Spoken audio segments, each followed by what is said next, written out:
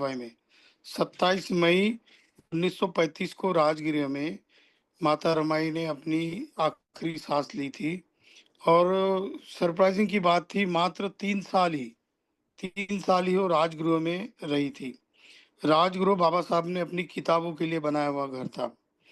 और ऐसे में रमा को उनका जो सपना था कि हमारे आगे के दिन जीवन के अच्छे जाएंगे, पर इस संभव नहीं हो पाए।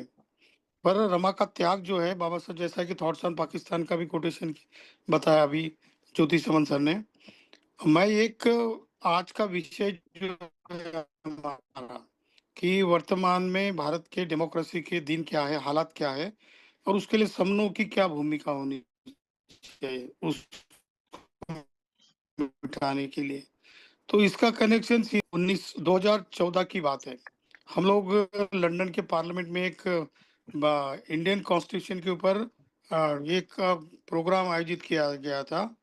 उसमें हमको बुलाया गया था यहाँ से, और हम लोग वहाँ पर उपस्थित थे। हमने अपनी बातें कही, और उसके बाद बाबा साहब का जो लंदन का घर है, वहाँ पर हम चले गए भेंट करने। और उस वक्त बात ऐसी हुई कि रमाई की जो याद है, वो याद उनके जर्नी फॉर ये वेटिंग वेटिंग फॉर वीजा नाम की किताब में है। थॉट्स ऑन पाकिस्तान में भी है, बाबा साहब ने दी। एक ही उदाहरण मैं देता हूँ, और उसका रमाई से क्या संबंध है। तो वहाँ की बात ऐसी है, बाबा साहब अम्बेडकर 1921 में जब दूसरी बार अपनी अधूरी पढ़ाई करने के लिए लंदन जाते हैं, तो उनको शाहू महाराज ने कुछ पैसा दिया था, और कुछ पैसे उन्होंने गवर्नमेंट लॉ कॉलेज और सिडनहम कॉलेज में प्रोफेसरशिप की थी। उसमें से उनको कुछ पैसे मिले थे। ऐसे में बहुत कम पैसे रखकर वो लंदन चले गए। अब इस वक्त शाहू महाराज ने जो पैसे दिए थे, वो भले ही होंगे, लेकिन घर में देने के लिए कुछ उनके पास पैसे नहीं होते थे। ऐसे में रमा अपने उपले बना के या फिर घर ऐसे तैसे चलाती थी। बाबा साहब अम्बेडकर लंदन पहुंच गए, और बराबर 1 महीने के बाद उनका गंगाधर नाम का जो लड़का है, वो बीमार हो गया। अब जो पैसे घर में रखे थे, थोड़े बहुत पैसे उन्होंने बर्तन वगैरह या अनाज लेकर लिए थे, और घर में कमाई करने वाले लोग नहीं थे। रमा को अकेले ही घर चलाना था। ऐसे में प्रॉब्लम ये हुआ कि उनके पास के जो पैसे खर्च हो गए, और ऊपर से बच्चा बीमार पड़ गया। बच्चों को बहुत टेम्परेचर हुआ। उन्होंने डॉक्टर के पास लेके गए, और बताया कि 102 डिग्री टेम्परेचर है। अब बच्चे की बीमारी के लिए डॉक्टर ने दवाई लिख दी, और देखती है तो जेब में पैसे नहीं है। एक दो लोगों को उन्होंने रिक्वेस्ट भी करी, लेकिन वो नहीं मिल पाई मदद। और देखते देखते बच्चे की जान अपनी गोदी में चली गई। रमा बहुत परेशान हो गई।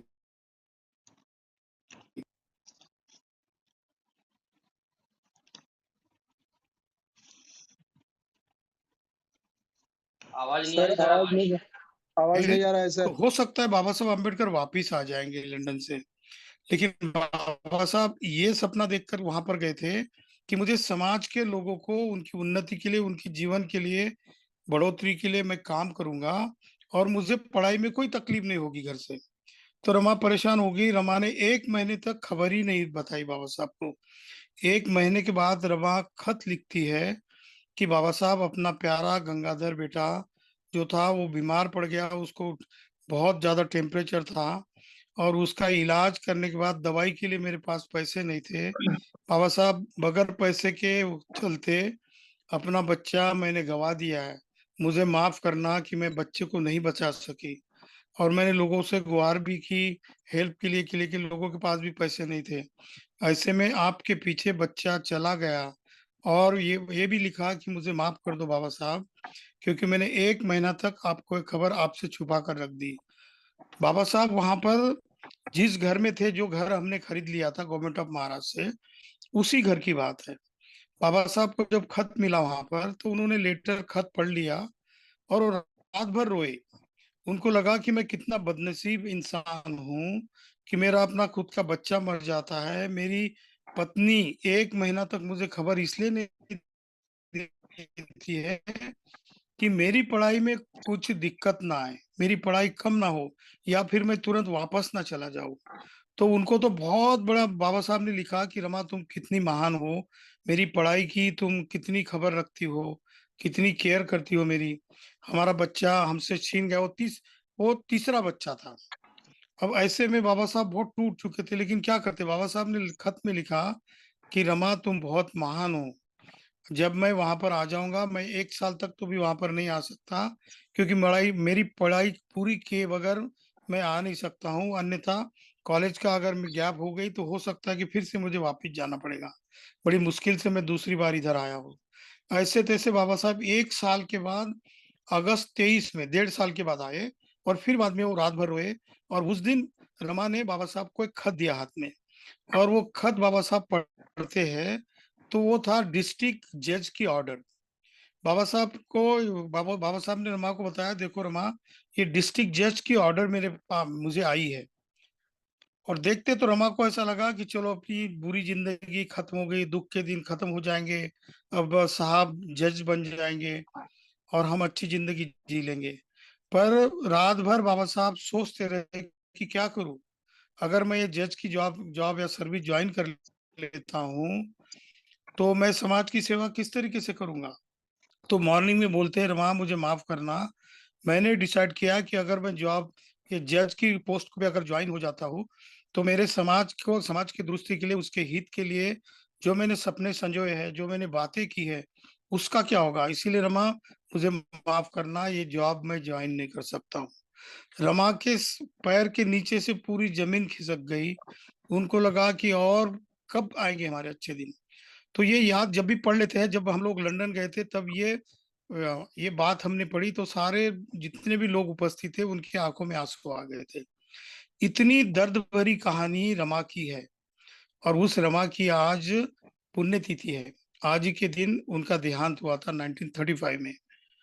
तो ये इसका संबंध क्या है, क्योंकि जैसा अभी बोला गया कि थॉट्स ऑन पाकिस्तान नाम की जो किताब है, वो किताब बाबा साहब ने रमा को अर्पण की है।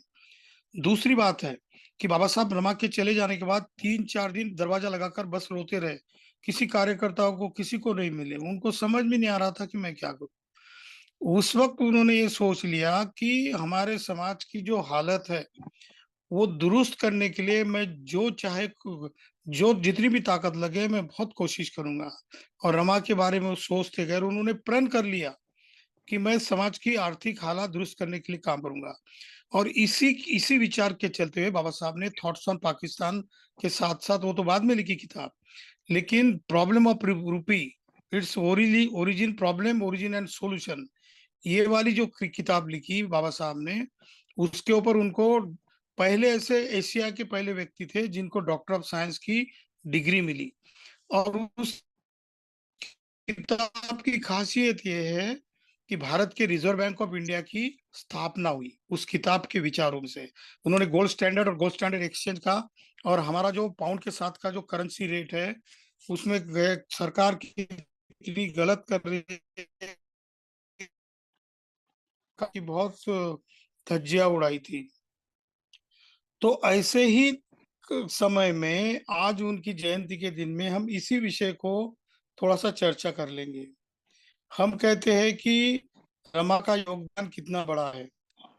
तो इसका महत्व जो है, आज हम देखते हैं, आज का जो विषय हमारा कि डेमोक्रेसी के आज के दिन, आज की हालात और उसके ऊपर हम लोग का क्या रोल है। तो 2 दिन 3 दिन पहले की न्यूज है, रिजर्व बैंक ऑफ इंडिया का लाभांश जो है, डिविडेंड, वो डिविडेंड रिकॉर्ड स्तर पर है। और इस साल रिजर्व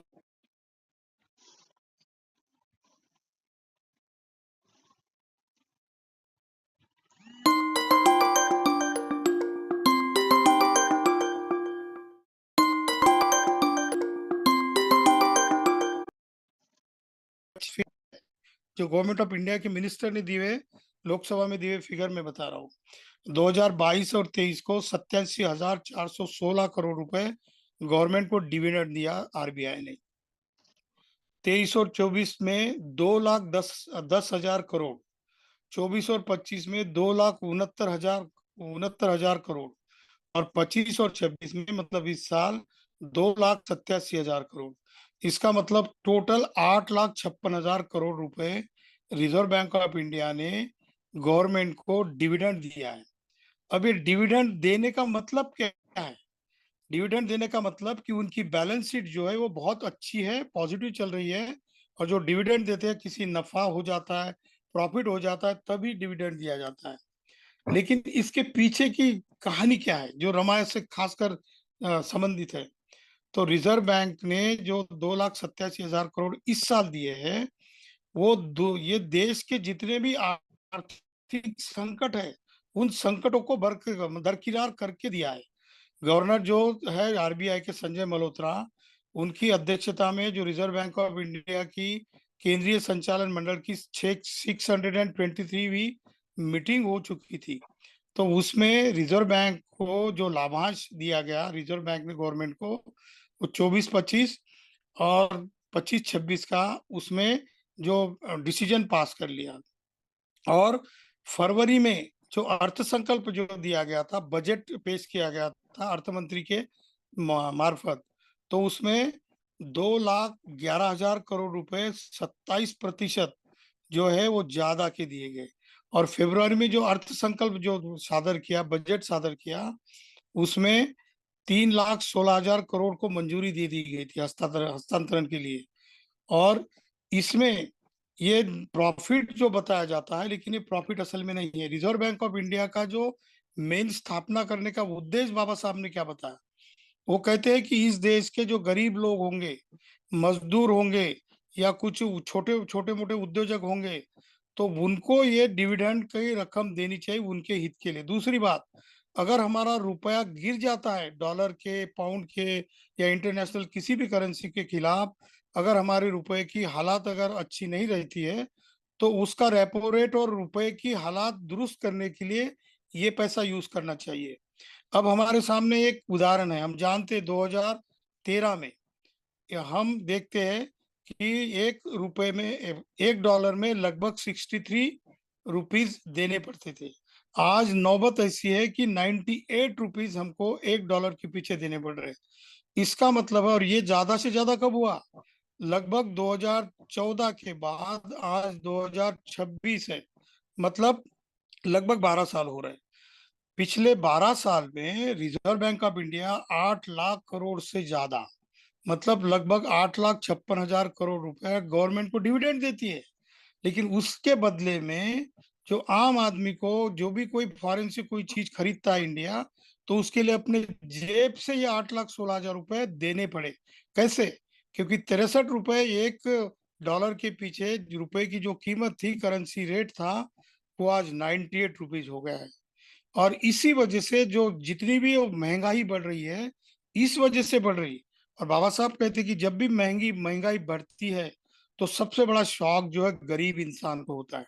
जैसे कि उदाहरण के तौर पर वो बताते हैं कि डीजल और पेट्रोल जो ये चीजें हैं, आम आदमी के जीवन की जरूरतमंद चीजें हैं। जैसे कोई भी व्यक्ति अगर किसी फैक्ट्री में जाता हो, या किसी ऑटो से जाता हो, या कोई रिक्शा रिक्शा चलाने वाले के इसमें जाता हो, या बस से जाता हो, या खुद की टू व्हीलर लेके जाता हो, या फोर व्हीलर लेके जाता हो, गरीब तो अक्सर ज्यादा से ज्यादा टू व्हीलर से ही जाते हैं। और उसको ज्यादा पेमेंट कितना होता है? 2,000, 3,000, 4,000, 5,000, 10, 20, 15-20 हजार से ऊपर नहीं होता। ऐसे में अगर उसके पेट्रोल की कीमत अगर 66 रुपए से आज 108 रुपए तक चली गई पिछले 10 साल में, डीजल की कीमत लगभग 100 या 102 के ऊपर हो गई है। इसका मतलब आम लोग जो जिंदगी अपनी बिता रहे हैं, उसकी सैलरी नहीं बढ़ रही, पर उसका खर्चा, खासकर हर दिन लगने वाली चीज जो है, पेट्रोल, डीजल, गैस, इसकी दामें दुगुना से ज्यादा बढ़ गई है। इसका मतलब इसका सबसे ज्यादा परिणाम होता है नीचे वाले गरीब लोगों के ऊपर, मेहनत कश लोगों के ऊपर, मजदूर लोगों के ऊपर। तो ये बाबा साहब ने उसी वक्त जब रमा की डेथ हो गई थी, उसके बाद उन्होंने सोचा था कि मैं और हम लोग, हमारी पूरी फैमिली तो गरीबी में जी रही है। भले ही मैं दुनिया का सबसे पढ़ा लिखा इंसान हूँ, लेकिन मैंने दुनिया को, खासकर गरीब लोगों के जीवन में सुधार लाने के लिए अपनी सारी जिंदगी न्यौछावर कर दी है। ऐसे में मैं चाहता हूँ कि इन लोगों का सुख मैं मेरे जीते जी चाहता हूँ। इसीलिए रिजर्व बैंक ऑफ इंडिया की कल्पना बाबा साहब ने की थी। लेकिन आज हालात बिल्कुल उल्टी है। डेमोक्रेसी में दूसरा एक भाग होता है। डेमोक्रेसी में we the people of India सबसे ऊपर होते हैं। वी द पीपल जो सोचेंगे, वी द पीपल जो करेंगे, वी द पीपल जो बताएंगे, वो चीज गवर्नमेंट को, गवर्नमेंट चाहे किसी की भी हो, कोई धार्मिक पार्टी हो या अपोजिशन वाली पार्टी हो या धर्मांध पार्टी हो या कोई भी पार्टी हो, सेकुलर पार्टी हो, उसको अपने जनता के सार्वजनिक हित के लिए प्रायोरिटी देना पड़ता है। और जितना भी इनकम गवर्नमेंट का आता है, उस गवर्नमेंट का इनकम का सबसे ज्यादा पैसा इन गरीबों की हालत के लिए, इकोनॉमिक इक्वालिटी के लिए खर्च करनी पड़ती है। क्योंकि बाबा साहब लिखते हैं संविधान लिखते वक्त, economic equality is our target, though we expect that equality, जो सामाजिक समता है उसके लिए हम जरूर काम करेंगे, लेकिन लोगों की आर्थिक हालात में दुरुस्ती करने के लिए, सुधार करने के लिए हमारे लोकतंत्र का सबसे ज्यादा फायदा होना चाहिए। और ये बात बाबा साहब ने 1923 से प्रॉब्लम ऑफ रूपी जब लिखी, तब तब से लगभग 30-40 साल का उन्होंने प्लान कर लिया था। बाबा साहब ऐसे बोधिसत्व थे, ऐसे महामानव थे कि वो एकदम से कोई चीज नहीं करते थे, उनका सारा कुछ सेटअप होता था। सब कुछ सेटअप करने के बाद ही वो अगली बात करते थे। तो उन्होंने लगभग 22-23 में ही ये बात की थी। अब इसका दूसरा परिणाम क्या हो रहा है, ये मैं बात बताना चाहता हूँ। दूसरा परिणाम ये हो रहा है कि आपने कल का ही न्यूज पढ़ा होगा, आपने पढ़ा या नहीं पढ़ा नहीं मुझे पता, बट मैं आपको एक बताता हूँ कि ये 2014 से क्या हो रहा है। ये पैसे जो 8,56,000 करोड़ जो डाइवर्ट किए जा रहे हैं, किसके पैसे, किसके लिए होने चाहिए थे। तो पिछले 10 साल में भारत से लगभग 1 लाख स्कूलें बंद कर दी गई है। 1 लाख स्कूल ग्रामीण इलाके की, जो कि प्राइमरी स्कूल उसमें ज्यादातर है। उसमें से ये स्कूल बंद क्यों करनी पड़ी? क्योंकि गवर्नमेंट का कहना है कि इस स्कूल का जो स्टैंडर्ड है वो हमारे स्टैंडर्ड के मुताबिक नहीं है। 1 लाख स्कूल बंद कर दिए गए और 51,000 प्राइवेट स्कूल खोले गए। तो इसका मतलब क्या है, स्कूल कहाँ के बंद कर लिए गए? सारे के सारे 99% स्कूल जो है वो ग्रामीण इलाके के हैं। और 1% जो ऐसे स्लम एरिया होते हैं बड़े बड़े शहरों में, वहां के स्कूल खत्म कर दिए। अभी 2014 में 15,16,000 स्कूल थे हमारे देश में। सरकारी उसमें से थे 11,07,000, मतलब 73%। और नॉन ग्रांटेड जो होते हैं, अनुदानित जो स्कूल होते हैं जिनको ग्रांट देती गवर्नमेंट, ऐसे स्कूल की संख्या थी 83,000, मतलब 5.5%। और खासगी जो प्राइवेट मान्यता प्राप्त स्कूलें जो होती है, जो कि प्राइवेट तो होती है लेकिन उसको गवर्नमेंट ग्रांट देती है, ऐसी 2,88,000, मतलब 19% ऐसी स्कूलें थी। और मदरसा और तत्सम स्कूल है 38,000 थी, जो कि 2.5% थी। इसका मतलब है लगभग 15 लाख 16,000 में से लगभग 1 लाख स्कूल पिछले 10 साल में इसीलिए बंद करने पड़े, क्योंकि रिजर्व बैंक ऑफ इंडिया का जो डिविडेंड अगर गवर्नमेंट को मिलता, तो गवर्नमेंट को प्रायोरिटी के लेवल पर इन स्कूलों को चलाने के लिए अपना खर्चा करना चाहिए था। ये एक बात था उसका। और दूसरा, गरीबों के लिए रोजगार मिलने के लिए, उनकी महंगाई में उनकी हालत खराब ना हो, इसीलिए भी एक रकम यूज करनी चाहिए थी, पर ऐसा नहीं हो सका। तो इसके लिए गवर्नमेंट ने क्या किया, तो गवर्नमेंट ने ये बताया कि स्कूल की जो पट संख्या होती है, बच्चों के उपस्थित रहने की जो अटेंडेंस होती है, वो निरंतर कम होती जा रही है। और बच्चे लगभग 1 लाख स्कूलों में से लगभग 11 लगभग 26 करोड़ 95 करोड़ बच्चे होते थे। उसमें से आज 24 करोड़ 69 हजार बच्चे पढ़ते हैं। इसका मतलब है 1 करोड़ 2 करोड़ 10 लाख बच्चे अपनी स्कूल जाना छोड़ दिए। और ये बच्चे किसके होते हैं? लगभग 2 करोड़ बच्चे पकड़ लो, 2,09,000 10,000। मतलब इसका मतलब यह है कि ऑस्ट्रेलिया की पॉपुलेशन मात्र 2,05,000 है। तो 2 करोड़ 5,05,000 है। तो पूरा ऑस्ट्रेलिया जितना पॉपुलेशन में, वो तो हमसे एरिया में ज्यादा बड़ा है, लेकिन ऑस्ट्रेलिया की पूरी पॉपुलेशन जितने, उतने बच्चों ने हमारे देश के स्कूल में जाना बंद कर दिया। ये क्यों हो गया है? और ये बच्चे किसके हैं? तो सारे के सारे बच्चे हमारे सपनों के, एससी एसटी ओबीसी और कन्वर्टेड माइनॉरिटीज के। तो ये सारा कुछ हमारे आंखों के सामने हो रहा है और हमको ये इतिहास पता नहीं हमारे सामने क्या हो रहा है।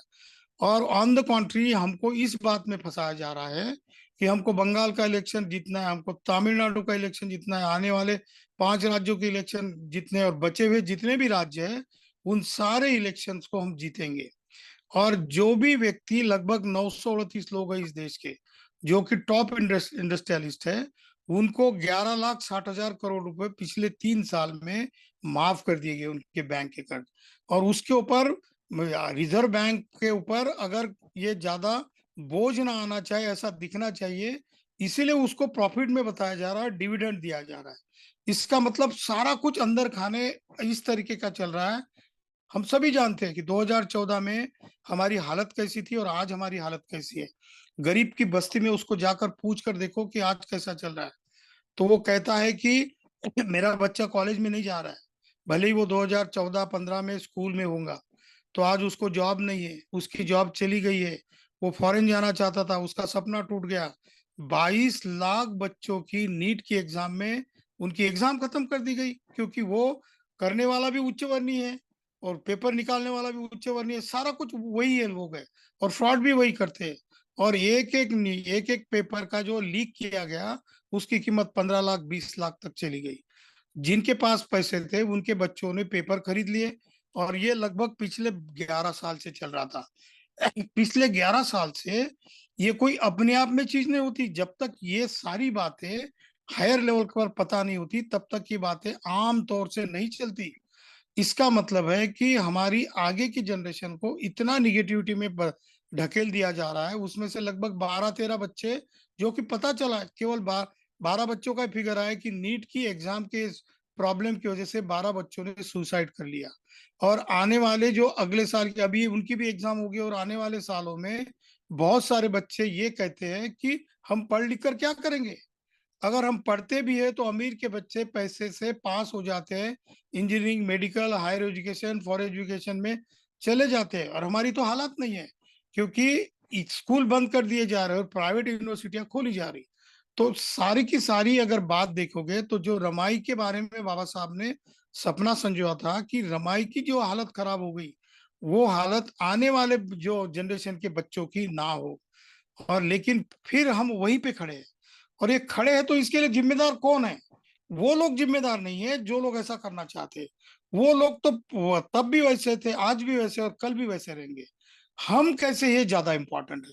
ये सवाल अगर हम सारे लोग हम खुद को पूछेंगे तो पिछले 75 साल में हमने क्या किया, हमने इस देश की हालात, इस देश की डेमोक्रेसी को दुरुस्त करने के लिए क्या कुछ सपना देखा।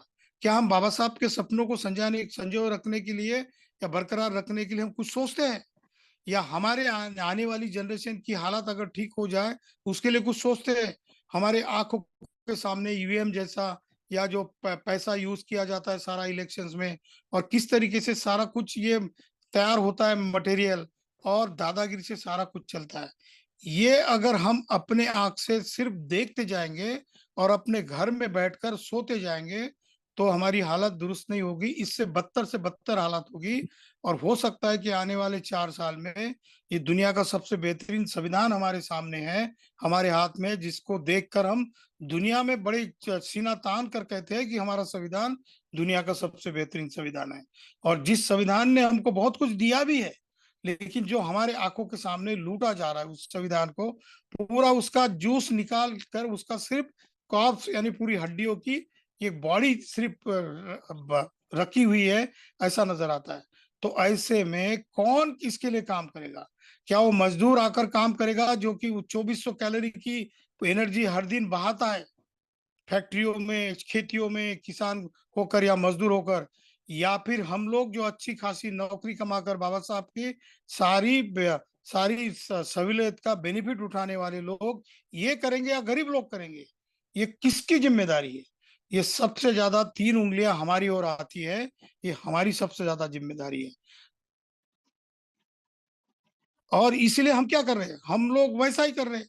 हम लोग कभी इकट्ठा हो जाते हैं और किसी का ईगो सामने आ जाता है, वो कहता है कि मैं जो कहूंगा वही होगा, तुम लोग हो गलत लोग हो, बुरे लोग हो, और आपको किक आउट कर दिया जाता है। ये नहीं सोचा जाता कि मैं यहाँ पर समन संघ के पोर्टल पर क्यों जुड़ता हूँ, मेरी जिम्मेदारी क्या है, मैंने क्या करना चाहिए।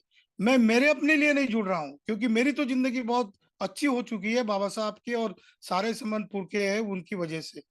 लेकिन मुझे मेरा जो काम है, मेरी ड्यूटी है, आने वाले जनरेशन के लिए अपनी जिंदगी दांव पर लगानी है। और आज हालात तो इतने बुरे नहीं है कि अपनी जिंदगी दांव पर लगाना पड़े।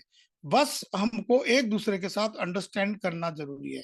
अगर मैं जो सोच रहा हूँ उसी तरीके का अगर कोई यूपी का भाई या यूपी की बहन या दिल्ली या राजस्थान या गुजरात या एमपी या हरियाणा जो भी हो, हर राज्य का व्यक्ति क्या मेरे जैसा सोचने वाला है, जो मेरे जैसी सोच रखता है, चलो मैं उसके साथ जुड़ जाता हूँ।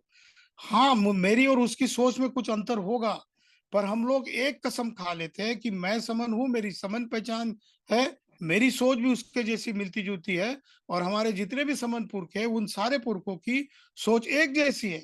अगर ये एक जैसी सोच यहाँ पर जुड़ने वाले सारे लोग अगर कर लेते हैं और पहचान बना लेते हैं, तो ये एक बहुत बड़ा धागा है हम भविष्य को बूनने का।